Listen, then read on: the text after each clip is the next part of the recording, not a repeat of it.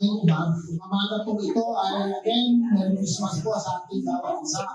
Ang pag-uusapan po natin ito tuwing Christmas. Isa sa kapansin-pansin sa mga bahay ay merong nagkikislapan. Sino rito may pakislap na sa bahay? Dahil po ay kami nagkaroon ng pakislap sa bahay. Naglagay si tatay ng pakislap sa harapan namin. Paggabi, isasaksak mo yun. May ilaw na yan. Sino rito may pailaw na sa bahay? Kung pumunta ka, I remember, when I was a friend, kinama ako sa Imus Cavite. Alam niyo ba sa Imus Cavite, pag pumunta kayo, grabe, parang may contest yung mga bahay. Pagandaan sila ng mga ilaw. Yung isang bahay, halos buong bahay, puro ilaw yan. Di ba alam kung bahay o ilaw yun? Ganun sila magpailaw. Sabi naman ni Mayor Rizzo, ay hindi ko na tayo gagastos ng pang-ilaw sa kanila. Diba? Kasi ibigay na lang sa mga nanay namin. Pero kung kapaswan talaga, iba ang liwanag. Sabi mo nga sa katulog, iba ang liwanag.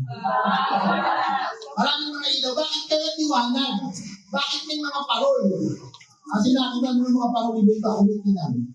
Amen? May mga parol na nag-display na ang hugis ay star. Bakit? Kasi ang star ay nagsisimbolo ng marami mga nagtatrabaho pag Pasko o nakangiti. Bakit?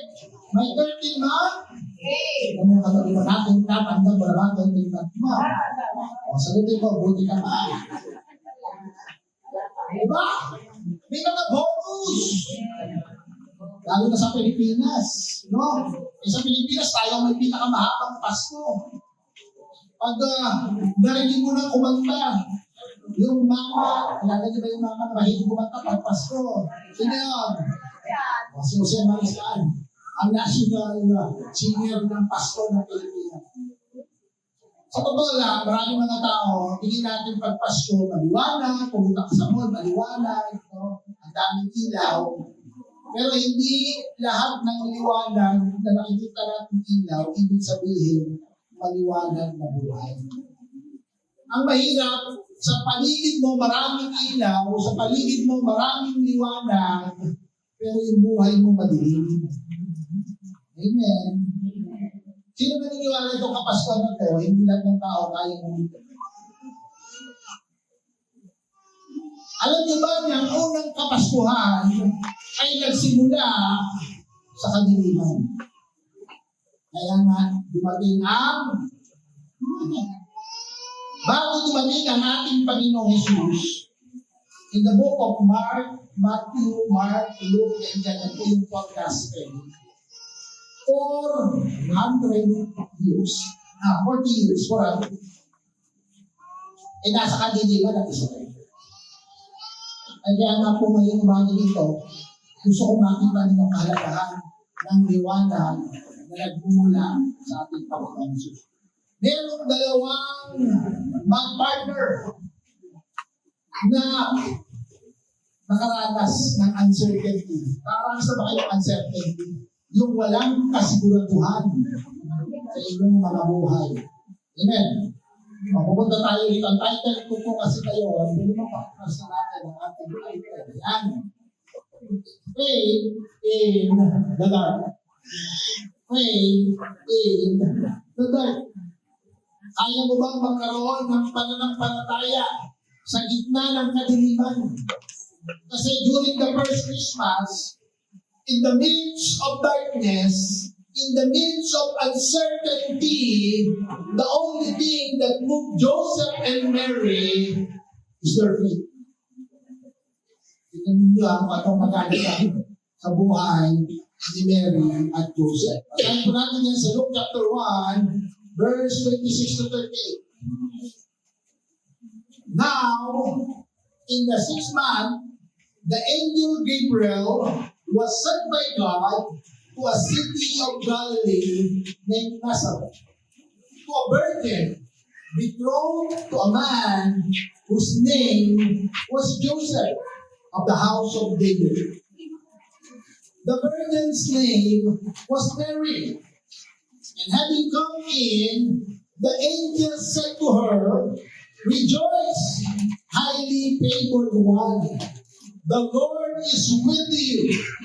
Blessed are you among women. Verse 29. But when she saw him, nakita ni Mary yung angel. She was troubled at his saying, and considered what manner of greeting this was. Then the angel said to her, do not be afraid, Mary, for you have found favor with God. And behold, you will conceive in your womb and bring forth a son, and shall call his name Jesus. He will be great and will be called the Son of the Highest. And the Lord God will give him the throne of his father David. Verse 3. And he will reign over the house of Jacob forever. And of his kingdom there will be no end. Verse 34. Then Mary said to the angel, how can this be? Since I do not know about it. Sabihin, wala pa ako. Virgin pa ako. Yung sasabi niya dito. Verse 35. And the angel answered and said to her, the Holy Spirit will come upon you, and the power of the highest will overshadow you. Therefore, also the Holy One who is to be born will be called the Son of God. Diyan po tayo sa verse 58. Then Mary said, behold the maidservant of the Lord. Let it be to me according to your word. And the angel departed from her. Sino naniniwala? Nung narinig ni Mary yung balita, si Mary may plano na. Nung binasa natin, ang sabi ng Bible, there was a virgin who was betrothed. Pag sinabi mong betrothed, engagement, ikakasal na si Mary. Ibig sabihin, nagpaplano na. Sino dito, may plano ka. Pero may mga pagkakataon, ang plano mo, pwedeng hindi matuloy. May interruption. When God interrupt your plan. Alam mo si Mary, may plano. Si Joseph, may plano. Amen. Kaya lang, in-interrupt ni Lord. Kasi mas mahalaga ang plano ni Lord. Sino dito may plano? Anong plano mo sa buhay mo? Pero sa akin ng Bible, Jeremiah chapter 29 verse 11, for I know the plans I have for you. May plano ka, may plano si Lord. Anong plano ang masusunod? Madalas plano mo. Amen. Si Mary may plano na. Ano ang gagawin mo pag nakumpronta ka ng plano ng Diyos? Yung iba nagpaplano na mag-abroad. Ako gusto ko mag-abroad. Pero hindi yung plano ng Diyos. Hindi ka nakapag-abroad. Amen. Magre-resign na ako sa trabaho. Ayoko sa work. Okay. Hindi ka ng Lord. Hindi ka natuloy. Amen. Sasagutin ko na itong lalaking ito. Hindi ka ng Lord. Amen. Ito ang pupunin ko sa college. Hindi ka ng Lord.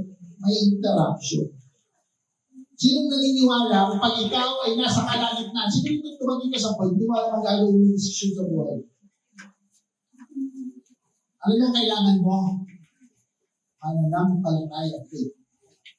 Sino ito kaya mo panampalatayaan ang plano ng Diyos kahit hindi mo naiintindihan? Siniwala nung sinabi ng angel kay Mary, you will conceive a child, a man will be born unto you, and you will call him Jesus. Wala sa plano ni Mary yun, amen. Sinabi ba na plano na ipanganak sa kanya si Jesus? Hindi. Wala sa plano niya yun. Pero, nung sinabi ng angel, interruption yun. Anong gagawin ko? Nakaplano na kami ng Joseph. Bata pa lang kami, nagkakatigilan na kami. Amen. Excited na ako ikasal. Parang si Diyos excited na ako makasama si Mary. Samantalang mababalitaan nila there is an interaction. Buti sana kung nung dumating yung angel, in-explain mabuti ng angel o Mary. Ha? Ikaw ay mabubuntis. You will conceive from the Holy Spirit. Ha? Hindi kay Joseph. Ikaw ang magiging womb mo gagamitin para ipanganak ang Panginoon. Pero ito mangyayari. Day 1, Day 2, Year 1, Year 2. Detalyado! Sino ito? Pag may pinapagawa si Lord sa atin, madalas walang detalye. Kailangan mo lang manampalataya. Amen. Nung tinawag ka ni Lord, it's either yes or no. Si Mary, nung sinabi sa kanya ng angel, walang in-explain yung angel, sinabi lang, manganganak ka, magkakaroon ka ng anak, tatawagin siyang Jesus, siyang tagapagligtas ng mundo. Sabi niya, paano mangyari yun? May virgin pa ako. Ay, basta, gagamitin ka ni Lord. Amen. I remember, nung ako po ay nasa Manila pa, when God, nagpipray po ako, and impress sa akin ng Lord na ako ay mag-full time in the ministry. E pag sinabi mo mag-full time, yung mag-full time po ako sa ministry nun sa Manila, wala akong sweldo. Basta mag-serve lang kay Lord. Pupunta kami sa mga eskwelahan, mag-preach kami, mag-share kami ng gospel, mag-share kami sa mga young people. Walang sweldo. Isip ko, paano kaya pag siyempre, kung ako po ay binata, walang problema. Siniwala pag binata, madali lang kahit walang pera. Amen. Abay, si Pastor Dave po, full time ako, wala akong sweldo. Nain lang. Nabihag ang aking puso ng isang magandang bilang. Itago na lang natin siya sa pangalang Jessica.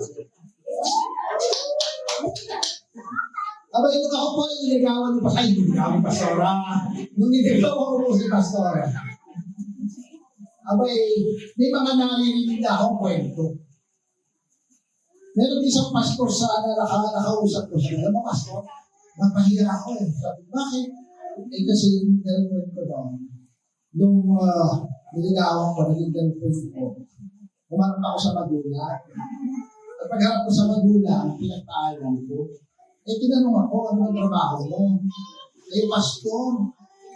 Pastor ka ba? Magkano ba sweldo mo, Pastor? Parang ng palataya lang. Ay, napahiya daw siya kasi, paano mo bubuhay ng anak ko? Mabubuhay ba yan sa Bible? Hindi daw siya kasi hindi siya yung tatay. Kaya kinakabahan ako. Sabi ko, Pastora, nakakausapin ko na yung magulang at yung tatay. Tatay, hindi. Hindi nakakausapin ng si Papa. Hihingin ko na yung kamay mo. Ha? Pag manikin ka muna, para makita yung kamay. Hihingin ko na yung kamay mo. Kasi sabi ko kay Pastor, ito po ang ano ko. Kasi during the time, 30 years old ako si Pastor. Ilan years daw si Pastor? Ako ay 30. Ilan daw si Pastor? 35? 27. Si Pastora po noon, ang gagraduate ng college. 21 years old. Batang-bata, di ba? Hindi, ako doon, 28 pa lang pala ako naman.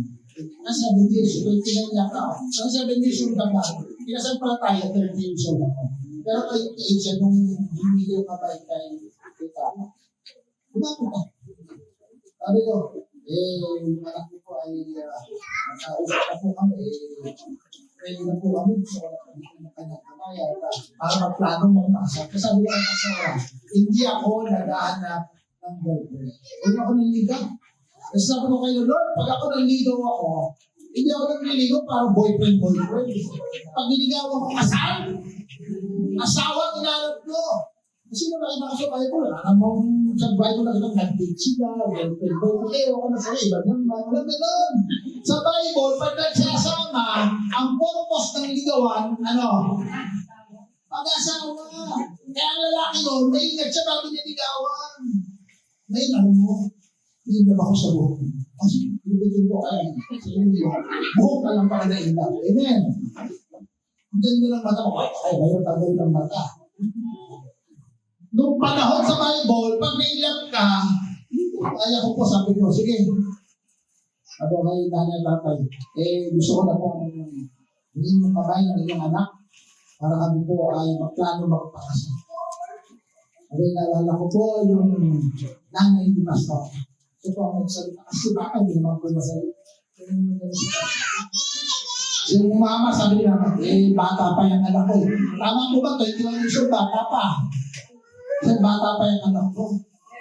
Pero dahil pastor ka, ayaw na ako. Okay, yun pala, gusto nila, ang mapapangasawa ni Bessie ay siya po sila. Yun ang maganda, Sabi ko, ako tinanong magkano siya. Kasi wala pa po ako pangbuhay ng pamilya. Kung pagpalain ko na yun, kasi meron akong kausap, sabi ko, paano gagawin ko? Gusto ko lang mag-asawa. Pastor, magkano ba ang sweldo mo? Naalala ko po nung nakakuha ko, 5,000. Hindi ko 1,000, isang buwan. Sabi ko, paano bubuhay ng pamilya ng 5,000? Ayaw mabubuhay ng pamilya ng 5,000? Tanong sa DTI, kaya yan. Sa DEDA, kaya yan. Abay, sabi ko, hindi kayo. May nakausap ako, sabi ko pastor sa akin, Pastor Jules, kung gusto mong mag-asawa sa ating mga pastor, huwag kang mag-compute. Paano kakasal ako, hindi ako mag-compute. Paano gagastusin sa venue, pagkain, hindi. Ang gawin mo, manampalataya. Ay, kakasal na kami ni Pastora. Sumusweldo ako, 5,000 kada buwan. Paano ako magbabayad? May uncertainty yung panahon namin. Ang meron lang ako pananampalataya. Alam niyo po ba, natuloy ang aming kasal. May reception pa sa column. Alam niyo, ilan ang umatin? Ang goal lang namin, 100, sumubra pa, 120. Hindi invite na pumunta. 120, pero wala po kami naging utang. May sobra pa. Hindi naman nagregalo, may mga nagregalo. Sabi ko kay Pastora, pwede ba ikasal tayo? Hindi. So, ito ko nakita doon journey namin. Ito pa, journey kasi uncertainty. Hindi ako yung mga life experience. Yung anak ko pong panganay, nakwento ko na rin ito pero dadaanan ko. Pinanganak po yan, premature. 8 months? 8 months. Ang anak ko si Ita, dapat na yung magkulang siya 8 months. Nung lumabas po siya, kasi laki siya ng bone ng soft drinks. Ayun po kasi haba na ng kawali, natangkad na sa akin yan. Nung ilabas po yan, 50-50 sabi ng doktor. Yung pwede na namin sa Malolos General Hospital. 50-50. Nandun siya sa Nico. No? Nasa intensive care unit ng mga baby. Wala pa akong pera nun. Kasi nga, meron ako pananampalataya. Ang pananampalataya ako nun, sabi ko kayo, Lord, yung anak ko, si Pastora, gusto ko manganak sa normal. Ang normal, alam niyo magkano normal ng panahon na mga hindi naman naabot ng 10,000. Sobrang ng 10,000. Normal na nag-deliver ng baby. Sabi ko, sige, 10,000 lang. Nag-ipon ako. So may 10,000 akong pera. Isa ito daw, sabi ko, kakamit ako ng 10,000. Ang problema ko, may mga uncertainty, may mga hindi planado, iba kasi ang plano ni Lord. Amen. Wala, ibang plano ng Lord si Sarian. Tapos hindi lang basta-basta si Sarian, 8 months pa yung baby. So nasisaryan na siya, na-ICU pa yung baby ko. Ilang linggo sa ospital. Alam niyo, tanongin niyo ako, magkano na ako ng bill? 80,000. Magkano ang bill mo? 10,000. Kahit anong compute mo, hindi magtubig. Ang simple. Ulit sa nakukuha ng 70,000. Ito pa nangyari. Nakuwasan pa ng 5,000. May lumapit sa akin anak ng class ko. Kailangan daw nilang gamot sa baby. Hindi naman siya nangihingi. Puro out lang.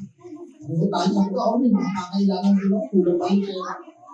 Kaya lang, bigla akong pinagsigal, bigay mo yung 5,000 nakitira mong pera. 5,000 na lang pa nakitira mong pera mo, kasi 5,000 kami tulog sa initial panganak ni Pastor. 5,000 na lang nakitira. Sabi ba naman yun, ibigay mo, itulong mo. Hindi wala, kabaliwan yung pagpili. Bulan na nga eh. Bibigay ko pa. Kaya sumunod lang ako ngayon, bibigay ko. Alam niyo, magbigay ko ng pera, at na ako sa baba ng hospital, makita ko sa room. Pag-akit ko sa room, nakita ko sila tatay. Yun! Nandito yung mga churchmate mo. Hintay ka. Eh, meron po ako dinidisciple mo, yung estudyante sa Mapua, na nag-work sa Dubai. Itong nag-work na ito ng lalaki sa Dubai, hindi ko naman siya sinabihan na may problema ako financial. Eh, narinig niya lang. Nanganganak daw si pastor, may problema. Eh, dinidisciple ko ito dati sa Mapua. Kaya yung nagpadala ng pera. Yung nagpadala ng pera, nabayaran ko na yung mga iba pang nagbigay. Nabayaran ko lahat ng aming mga pangailangan. May sobra pa. Nabi sila na may sobra. Amen. In the midst of uncertainty, dapat sa padilim na bahagi ng buhay mo, kaya mo bang manampalataya? Sino dito pag may mga problema, natatakot na. Si Mary, when she heard the news, it's uncertainty. Ano nangyayari? Ako nakakahiya. Magbubuntis ako, walang tatay. Ako magbubuntis ako. Ano sasabihin ng mga tao sa paligid ko? Ako nakakatakot. Amen. Ito ang dapat kong gawin. Point number 1. Sa point number 2 pa rin tayo. Sige, anong first point? Gagamitin po natin yung salitang faith. Sabihin na natin faith. Yan po yung ating magiging blueprint. Sa ating pag-uusapan, mabilis. Ngayong umaga nito. Number 1, ang dapat mong gawin, when you are facing uncertainty sa iyong buhay, fully surrender to God's will. Dito nyo, fully surrender to God's will. Buong-buo. Huwag half-hearted. Sino ito pagka may uncertainty? Yes, Lord. Kahit hindi mo naiintindihan yung nangyayari, can you say yes, Lord? Eh, may mga problema. Yes, Lord. Fully surrender yourself to God. Tignan niyo ang sabi ni Mary. Then Mary said, behold, the maid servant of the Lord. Oh, listen to this word. Yung nakayelo. Masahin niyo. Let it be to me. Wow. Grabe yung faith ni Mary. Hindi sinabi ni Mary, hindi pwede bang give me 30 days pag-pray ko lang. Sandali lang nga, medyo magulo yung kwento. Pwede bang paki-explain ko ng mabuting ko ng tindihan? No! Dahil sabi niya, galing kay Lord yan. Servant ako ni Lord. Let it be to me according to your. Nag-submit si Mary. Nag-surrender. Ang problema sa inyo, problema natin, marami sa atin, hindi marunong surrender. Nakikipag-part of our, Lord, gusto ko masunod. Sabi ko na, nag-surrender mo lang. Marami nang mangyayari sa buhay mo.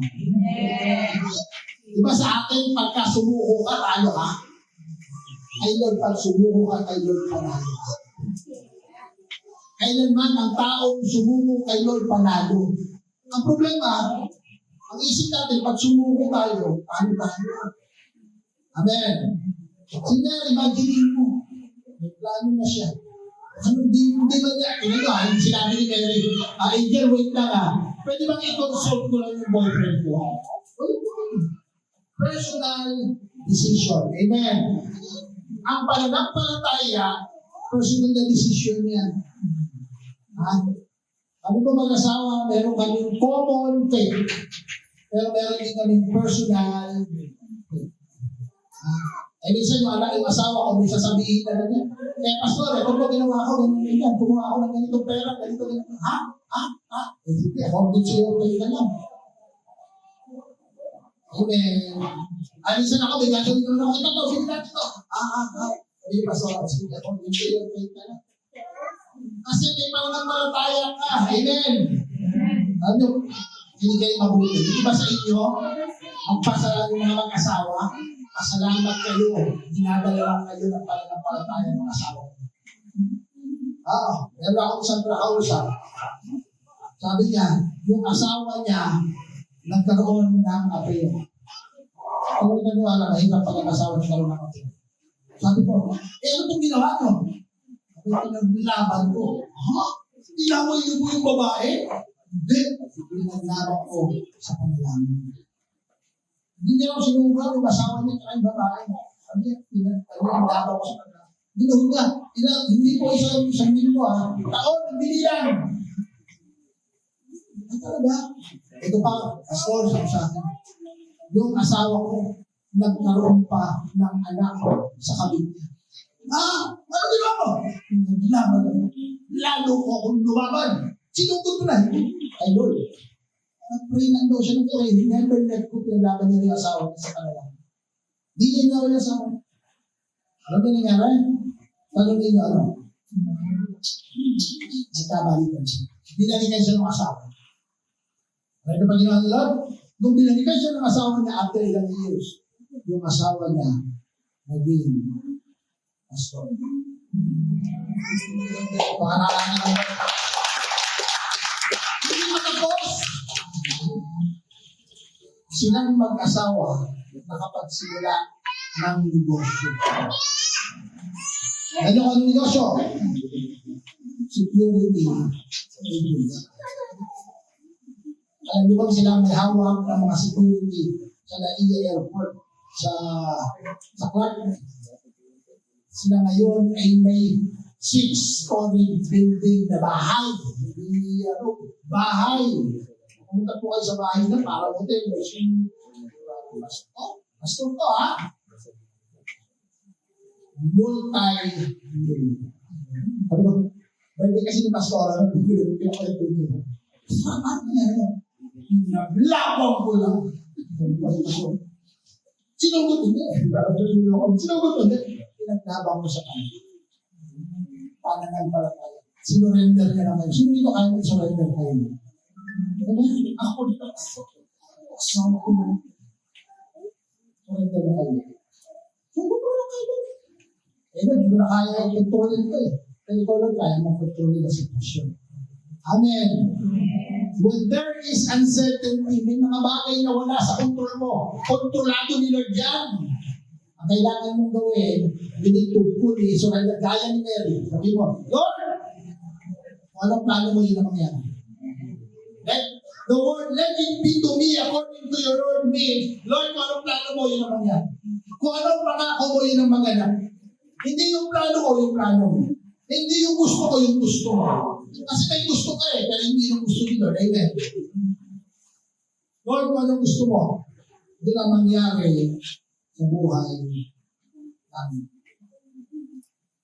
Kung kami po ay pumunta sa Bulacan, there's a lot of uncertainty. Kung ako po ay nasa Manila, kahit po paano may sandali. Kung ako po ay nasa Manila, kahit paano may kotse. Kung ako po ay nasa Manila, kahit paano may bahay. Nung pumunta po kami, bago po ako nag-resign sa Manila, may kumausap sa akin sa akin, Pastor June, ilang taon ka na? During that time, I think magpo-45 ako. O 44 ako, magpo-45 ka na. Pastor June, ilang taon ka na ba? Sabi ko po, 44. Tanda ka na. Ngayon ka pa ba magsisimula? Alam mo, nagpa-plant ng church, mga nasa 20, 25. Magpa-plant ka ng church 44. Ilang taon yung mga anak mo? Yung pangalan ko po, 12 years old. Saan pakain mo dyan? Saan ka titira? Saan ka kuha ng pera? Ako ba eh? Naman, mga ayaw ang lumisan niya. Pero sabi ko, hindi. Lord, I fully surrender to your calling. Tinawag mo ako mag-trust ko. Amen. And when I obey the Lord, kaya kanina nga, nagko-contemplate ko ako habang nililip ko yung aking Lord. Sabi ko, nagpapasalamat ako kay Lord. Kasi, nag-fully surrender ako kay Lord. Lalo ay pasar-pasar, imagine mo kung hindi tayo nag-fully surrender. Hindi natin nakilala si Sister Lizelle. Napakasarap magluto ng pansit. Amen. Hindi namin nakilala itong mga tao. Hindi ko kinasal si Ronald at kasindahan. Diba? Kung tinignan yung love story, parang malasaro na. Gabi conception. Pinaghiwalay ng tandana. Pinabalik mo. Diba? Nagtahiwalay niya. Ano ba kwento nila? May oras na nila. Yung anak mo nila, ano ba sirap? Ay, sirap. Ata pa sirap eh. Si Daya, sirap baka pa. Si Daya po, lagi nagbibigay ng kanyan. Lagi nagbibigay ng honoring.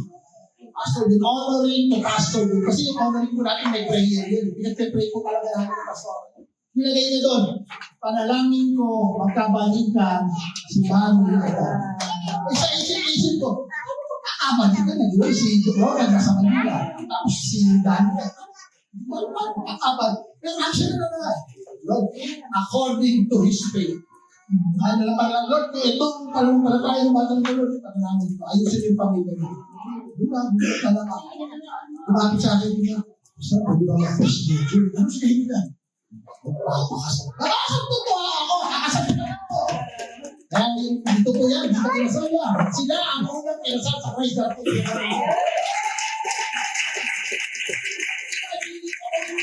sumunod kay Lord. Yung iba lulong sa drugs. Kausap ko ba? Yung iba lulong sa vision, pinagaling ni Lord. Amen. Marami mga pamilya. Tama na tayong abutin. Amen. Ito natin ang wife ako ni Lord na church building. Ha? Kaya sabihin mo, sumunod ka lang. Holy surrender. Pangalawa, ito, nasa letter A na po tayo. Acting and obedience despite fear. Mga kapatid, hindi po ibig sabihin, ikaw ay nananampalataya, walang fear. Sa totoo lang, lahat ng nananampalataya, nauna ang takot. Diba, nung inarap ng angel, ni Gabriel, si Mary, sabi niya, do not be afraid. Bakit? Alam ng angel, takot si Mary. Pagkili mo, bata-bata pa si Mary, nene pa, wala pang mabubuntis. Takot daw. Pero in spite of the fear, Mary acted in obedience. Ito naman, punta natin ang asawa. Sino ang asawa ni Mary? Si Joseph. Sa Matthew chapter 1, verse 18 to 19. Basahin natin. Now the birth of Jesus Christ was as follows. After his mother Mary was betrothed to Joseph, before they came together, she was found with child of the Holy Spirit. Nalaman ni Joseph, si Mary ay buntis. Ano nangyari? Verse 19.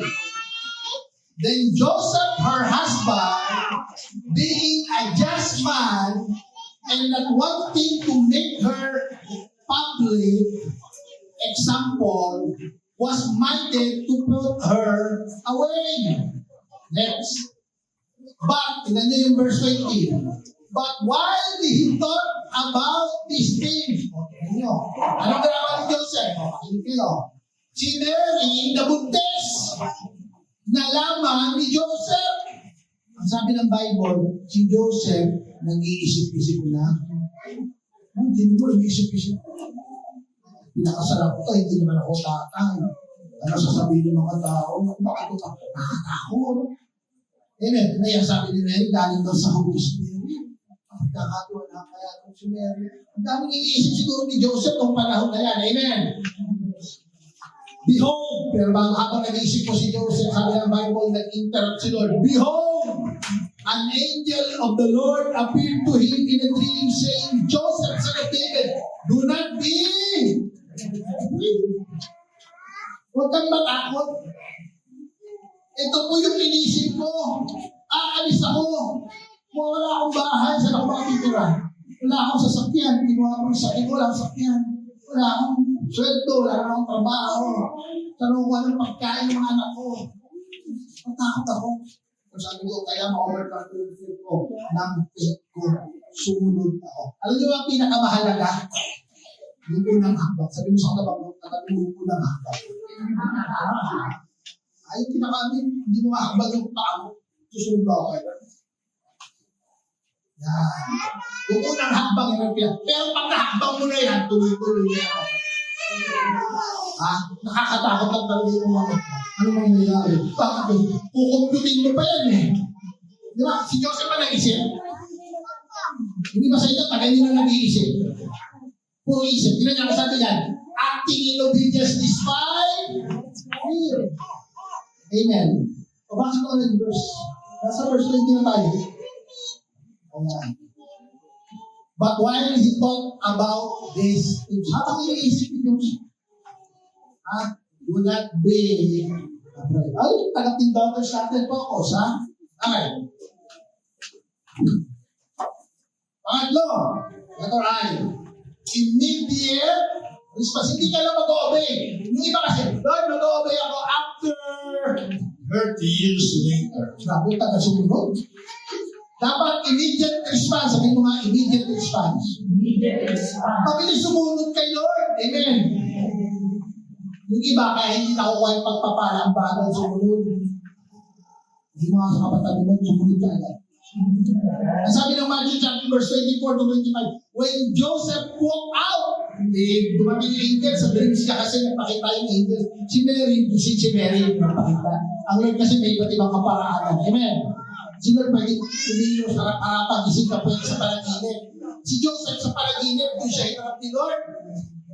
Etong si Joseph, nung umarap siya kay Lord, sabi sa angel of the Lord, sa panaginip, nung nagising siya, tingnan yung ginawa ni Joseph.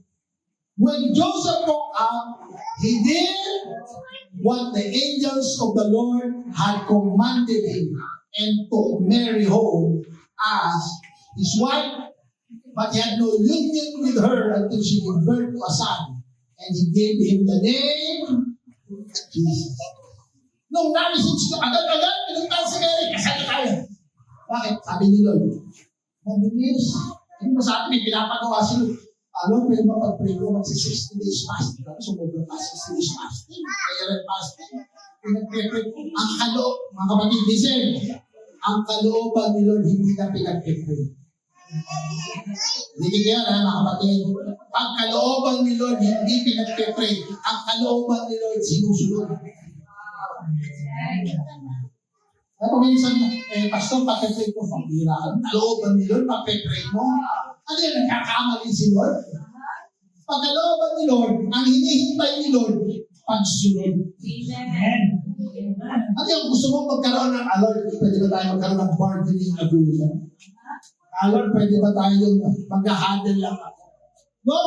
It's either yes or no ka lang kay Lord. Pero kung gusto mo na nag-go-grow sa pananampalataya mo, dapat immediate. Sabi mo immediate. Kaya sa Bible, pag nagbabasa kayo ng Bible, lagi niyong gagawin yung word na immediate. Yung word na suddenly. Yan ang mga gusto ng Panginoon eh. Yung suddenly, immediately, at once. Yan. Kaya pag nagbabasa ka ng Bible, nakita ko, at once, David, suddenly, Paul, suddenly. Nakita ko yung mga manood sa Bible, pag sumunod kay Lord, mabilis. Sino rito gusto mo pagpanahin ng Panginoon ang buhay mo? Dapat mabilis kang sumunod. Sino rito gusto mo lumagaw ka sa pananampalataya mo? Hindi ba tagal? Amen. Hindi ba nga tagal nang ini-invite? Kaya nag-dumating. Pag para kay Lord, dapat mabilis ka. Amen. Pagpaga natin si Lord. Nasa yan 13 na tayo. Yan 13. Trusting God will magtiwala ka sa Diyos kahit hindi mo alam ang magiging outcome ng mga kaganapan. Nag-say yes ka kay Lord. Ano mangyayari? Kami po, 6 years ago, nung nag-say yes kami kay Lord, punta tayo sa Bulacan. Sa San Jose del Monte, Bulacan. Kumabiyahe pa lang kami mula Manila. Galing po kami ng Manila, so sumakay kami, hindi kami maalam dito sa Bulacan. Sumakay kami, dahil nagtitipid kami ng pera, sumakay kami ng bus na ordinary. Hindi ko alam, biyahe ng Permi ba yun o ano? Grabe pala yung mga bus na pa-Permi o. Yung mga ordinary kayo, nakasakay na ba kayo doon? Parang wala nang ngayon masyado na yun. Meron na pa Permi na ba kayo? Meron pa rin. Hindi ko ba nalililig yung mga yun? Okay, nasakay kami, parang wala nang kayo yung bus. Kaya tinito mga ako, apat ako. Mga bukas ka natin yan. Diba? Tapos pag bumaba ka, bilisan mo. Kasi hindi ka makakapag-awaan na. Tatalan mo yung baby! Hindi na talaga mga baby. Wala kami alam dito sa ano. Papunta kami, buti na lang, nandito ko nakatira yung aking mga Indonesia po. Isa ko saan na tayo mag-church, pag-alalagay ng church. E na-stay po muna kami sa may cover. Napunta po kami dito sa PSU. Tara, dito tayo magtayo ng church. Sabi ko kay Pastora, saan tayo magtatayo dito? Tayo magtatayo, wala naman tayong pera. Wala kami trabaho, wala kami source of income nun. Ayan. Pero, sumunod lang kami immediately. Sabi ko, immediately. Ako ba isipin yung ako? Ngayon, kung isipin ko, mangyayari na ito. Mangyayari sa atin. Amen. Makita ko yung mga ngipin nyo. Sino masaya katabi niyang katabi? Ako masaya ako, nakikita ako kayo. Hindi alam ni Mary at ni Joseph, number one, how people would react. How provision would come. How pain would be avoided. How long the hardship would last. Eh, buti sana nung sumunod si Joseph, abay kung ginhawa buhay. Diba, tingin mo, sabi ni Joseph, siguro naman, pag sumunod tayo kay Lord, may pagpapala. Kasi nakita ko, sabi nila, pag sumunod ka kay Lord, may pagpapala, narinig ko yung pastor na gwapo. Sabi mo, amen. Ay, amen. Eh, sabi ni Joseph, pagkasunod ka kay Lord, may pagpapala. Abay, sumunod sila sa kay Lord. Imagine ninyo, sumunod ka na kay Lord, abay, na-wanted pa buhay mo. Hinanting ni King Herod, hari ang nag-ahanting. Sa pag-ahanting ni Haring Herod, doon sa Bethlehem, lahat ng pinanganak, 2 years below, pinagpapatay ng hari. Kasi gustong patayin si Jesus. So, ang ginawa ni Joseph, dumating na naman yung angel sa panaginip, may papatay sa'yo, pumunta ka sa Egypt. Okay, pumunta sa Egypt, ito si Joseph, sabi ni Joseph, ano ba naman po, palipat-lipat kami ng bahay. Akala ko pag sumunod ako kayo, may pagpapala. Amen. Eh, minsan isipin mo, ito ba yung outcome? Sabihin mo sa katabi mo, hindi pa tapos ang kaya na. Kasi na rin nakakaranas ka ng mga challenges sa buhay. Sabihin mo, hindi pa tapos ang kaya. Hindi pa tapos sila sa iyo. Amen? May parating pa. Ang sabi ng Proverbs chapter 3 verse 5, trust in the Lord with all your heart and lean not on your own. Kapatid, ang ibig sabihin niyan, hindi mo kailangan maunawaan lahat para magtiwala ka kay Lord. Hindi ko, hindi mo kailangan maunawaan lahat bago ka magtiwala kay Lord. Hindi ba kasi, gusto ko nang maunawaan. Ano ba talaga gusto mo? No. Kaya ang nagtitiwala kay Lord, alam mo, pwede kang magtiwala kay Lord. Amen? Natapos ang mga. Last and finally, holding on when the path is still dark. Hindi pa maganda nangyayari, mag-hold on ka kay Lord. Hindi ka bibitaw kay Lord. Sabi mo nga sa katabi mo, huwag kang bumitaw kay Lord. Sabi ng Psalms 119:105, your word is a lamp to my feet and a light for my path. Ito problema natin mga kapatid. Sino rito tuwing meron kang naranasang mga challenges sa buhay mo, ang unang-unang naapektuhan siya? May problema sa pamilya, hindi mo na mag-church. May problema sa trabaho, hindi mo na ako mag-church. May problema sa pag-aaral, hindi mo na ako mag-church. May problema sa finances, hindi mo na ako. Lagi sila ng damay. Sa kalagitnaan ng madilim na bahagi ng buhay, hold on. Huwag kang bibitaw kayo sa mga sakit mo, huwag kang bibitaw. Siniwala, Jesus Christ is the light of the world. Pero may mga pagkakataon na pagkakadaan ka ng Diyos sa madilim. Parang nung sinabi ni David, though I walk, maglalakad daw siya. Hindi if I walk. Hindi if. Pag if, Baka, no! Sabi niya, when I walk to the valley of the shadow of death, alam niyo ba yung valley na sinasabi ni David? Lugar na delikado, lugar na madilim, lugar na kung saan nagtatago ang mga wolf, ang mga wild animal para atakin yung mga sheep. Pero sabi niya, habang ako ay naglalakad to the valley of the shadow of death, I fear no evil, for God is with me.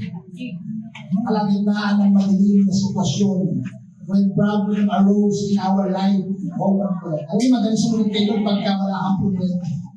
Magaling sumunod kayo pag comfortable ang sitwasyon ng buhay mo. Pero pag humaharap ka na sa sakit at karamdaman, pag humaharap ka na sa financial crisis, pag humaharap ka na sa relationship crisis, ano namang ilagay siya? Mas kailangan mo. Amen. Tawa ka wala ka sila. Ngayong kapaskuhan, willing ka ba? Bago mo bigyan ng regalo yung katabi mo. Bago ka tumanggap ng regalo, pwede ba tanggapin mo ang pinakamahalagang regalo para sa buhay mo? Will you trust God with what you cannot yet see? Kaya mo bang pagkatiwalaan ngayong umagang ito ang Diyos sa mga bagay na hindi mo pa nakikita? Kapatid, hindi mo pa nakikita ang future mo. Amen? Amen. Eh sabi ko nga paano ay mga anak natin ng sa mga anak natin? Alam mo, ako ay isa sa mga pastor. Marami po akong kaibigan pastor. Nakikita ko yung mga ibang mga kaibigan kong pastor, yung mga anak. Pastor to yung anak, naging adik. Yung mga pastor, yung mga anak, dalaga, nabuntis at anak. Yung mga pastor, yung mga anak, ayaw mong church. Hindi naniniwala sa Diyos. Yung mga dapat pastor. Kaya kami yung pastor, yung mga anak, habang nabakula, hindi dahil pastor kami, hindi dahil pastor kami. Yung anak namin, sana kong Kristo. Kailangan panalangin mo. Kailangan magtiwala ka sa Diyos. Amen. Alam niyo ang pinakamasakit sa isang Kristyano ng sila. Kung makita yung anak mo mapalunod. Yan ang tanong sa akin, Pastor, what is your greatest fear? My greatest fear are the things that I cannot control. At isang bagay na hindi ko kaya control yung mga magiging desisyon at ito. Kaya yung mga anak ko na nakikita ko, makinig ng Bible study, tumutugtog ng people, nagpipindot sa cellphone, sa computer, nag-load sa mga. Tapos yung isa ka ng anak na lalaki ay tutulong ng Sunday school. At ito pala, yung isa kong anak na lalaki, siya pala nagtutulong ng Sunday school. Doon, sa aking pasasalamat. Lahat sila nag-believe. Yung ibang yung mga kabataan, may mga manang, yung mga anak ko, bata-bata, may girlfriend na, may boyfriend. Yung mga anak ko, kinakasal pa, ikaw ba may girlfriend? Magsisimpo na ako kayo. Amen. May mga anak ko po, nag-aaral pa yan. Hindi iniisip ang boyfriend, girlfriend. Tama ba ako mga anak? Kahit hindi mo iniisip ang boyfriend, girlfriend.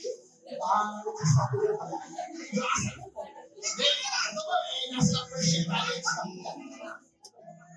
sa paano na mapapangasawa niya kasi magpapastol ko yun sa inyo. Sabi niya sa akin, next year po, mag-i-intern pastor na sa church. Kami sabi ko, yung puso ko, tama-tama. Kasi ang isa po sa pinakamahirap, yung hindi mo alam ang kaya. Kaya hindi ka kasi Dennis, hindi ka may Dennis. But at certain, ano mangyari? 10 years pa mo sa church mo. Ang meron ka lang, magtiwala ka. Huwag kang magtiwala sa pera. Huwag kang magtiwala sa tao. Huwag kang magtiwala sa mga nakapaligid sa'yo. Magtiwala ka lang. Hindi mga ako sa iyo mga tao. Alam mo, kung isa din mga anak ko, pag-aaral yan, okay na mga pag-aaral. May pagkatiwala sa tao. Kasi kahit yun, kayang tanggal. Hihingi ng mga kapatid. Pero sino kayang pag-aralin, kayang magbigay, lahat, At hindi pa. Amen. Tinanggalan ka ng sasakyan, bibigyan ka ng low brand. Bakit? Tiwala ka. Huwag kang magtiwala sa kanya. When there is uncertainty, your faith needs to rise up. During the dark time in your life, your faith needs to rise up. Yan po ang isang bahagi. Ang sabi ng Hebrews, pero masahin natin yung verse Hebrews chapter, kung saan next page na tayo, next page na tayo. Hebrews chapter 11, verse 1. Now faith is being sure of what we hope for. Ano? And certain of what we do not. We do not. Hindi mo pa nakikita, sigurado ka na. Nananampalataya. Ano ba naging dito? Ang dami ng mga anak. Sabi ko, Pastor, matatagal pa na. Dami mga bata. I know. Ako pang anak ko, 1 year lang ang gano'n. Ha? 12, 11, 10, isipin lang medyo mama ng 4 years. Alam ko, kami ko ni Pastor, pag sumasakay kami doon, may dalawang bitbit. Ako may dalawang bitbit, si Pastor na bitbit yung isa, may dalawang baby bag na malaki. So, commute kami ang hirap sumakay ng taxi. Alam mo ba ang ibig sabihin niya? Pag humingi ang mga bata ng baon, titigan na lang kayo. Alam mo na yung sabihin ng titig ko? Dapat tiwala ka lang. Amen. When you trust in the Lord, when you have faith, yung hindi mo pa nakikita. Huwag kang maniwala, to see is to believe. Believe, you will see. The great things that God has done. Amen. Kaya ba tayo tumayo ay buhalan mo